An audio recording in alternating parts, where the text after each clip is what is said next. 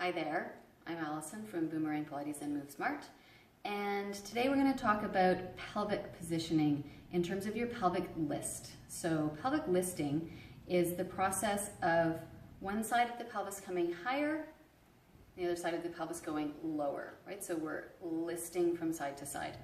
And often we do a pelvic list so that it's the oblique and the back muscles that end up pulling one side of the pelvis up. So we have in fact changed the position from one side to the other. So this is one pelvic head and this is the higher one because I'm really fantastically dressed in black, which you can't see very well today.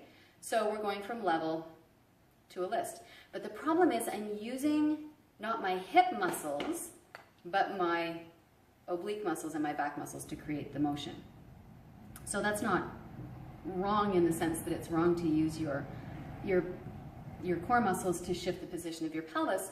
It's wrong in the sense that it's not actually getting into the hip muscles, which is the point of this particular exercise. So if you start by taking one foot off the floor and leveling up your hips, you want to really feel a sense of weight into your standing heel. And in a perfect world, you're not really pushing your hips forward. You want to get a sense of your butt right down over that standing heel. And then from there, push the whole hip and heel down into the floor so that you're activating the muscle that connects from the side of your pelvis to the side of your leg bone. It's called your gluteus medius. And then you get a smaller but still present tip to the pelvis, and then you can let it go.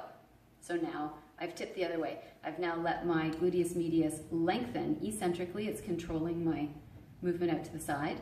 And then I recontract through neutral and into my list. But I'm still trying to maintain length and ease through my waist, right? So I'm not pulling up, and you'll see if you really pull through your waist, you lose your balance. But your shoulders will tend to move. And when you're moving from your hip muscles, your shoulders tend to stay pretty quiet as you shift up and down. So if that works for you and you feel like you want to add a little extra something, bring yourself up onto a yoga block. So now you have to add a little extra balance challenge.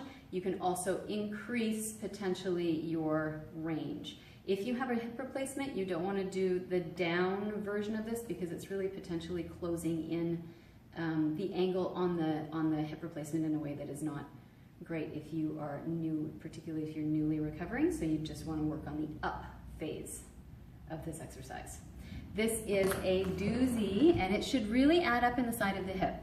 If it's not adding up for you, or it's not adding up for your clients, then you want to think about things like maybe sticking your butt back a little further so that you get out of your quads and hip flexors. You might want to check and see, are you actually pulling in as much as you can? Are you really efforting this movement to get the height? You could come in and do a little bit of a scratch. Sometimes those muscles, they're just sleepy, and we need to wake them up and get them a little bit more alert. You can do one side, go over, do the other side. Usually you'll feel it's quite different from one side to the other. Sometimes one side you'll feel it right away, and the other side needs to be lured out of its little mouse hole by doing a few sets.